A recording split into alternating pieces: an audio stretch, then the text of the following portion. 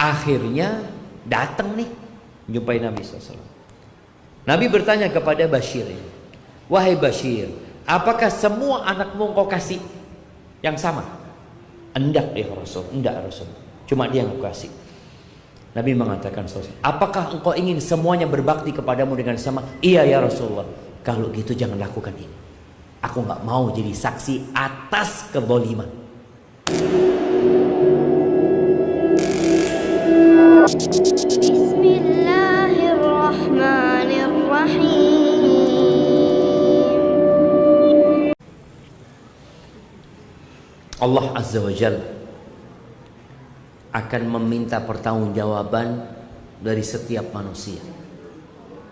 Kata Nabi SAW, kullukum ra'in wa kullukum mas'ulun an ra'iyati. Setiap kalian adalah pemimpin dan akan dimintain pertanggungjawaban atas apa yang dia pimpin. Warrajulu, dan laki-laki itu pemimpin di rumahnya. Dia bertanggung jawab kepada istrinya, kepada anak-anaknya.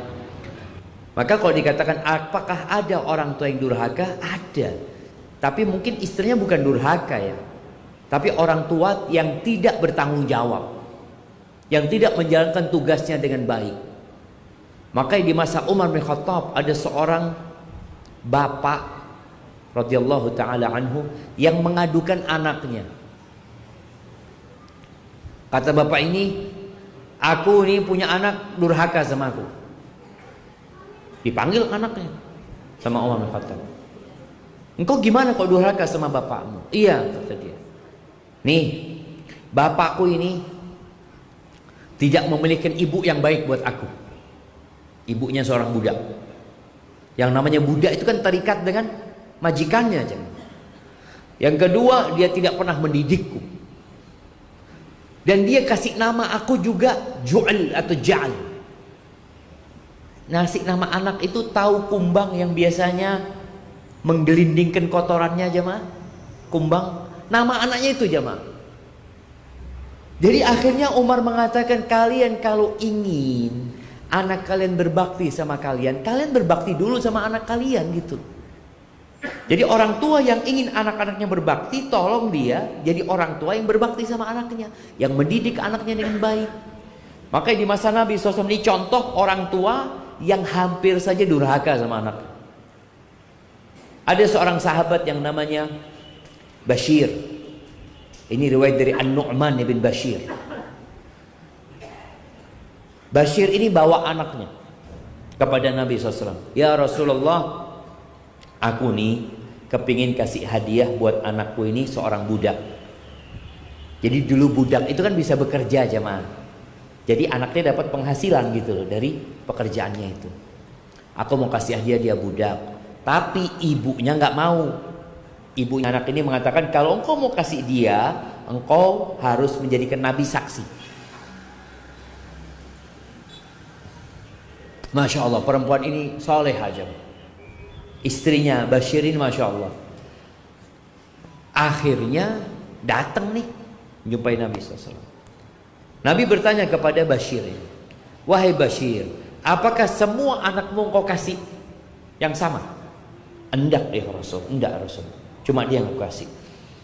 Nabi mengatakan, apakah engkau ingin semuanya berbakti kepadamu dengan sama? Iya ya Rasulullah. Kalau gitu jangan lakukan ini. Aku nggak mau jadi saksi atas kezaliman.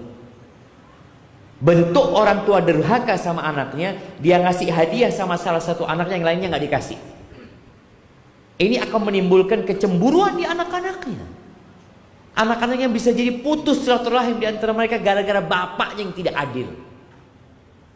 Maka para orang tua, tolong jadilah orang tua yang adil, supaya jangan sampai engkau merusak anak-anakmu sendiri.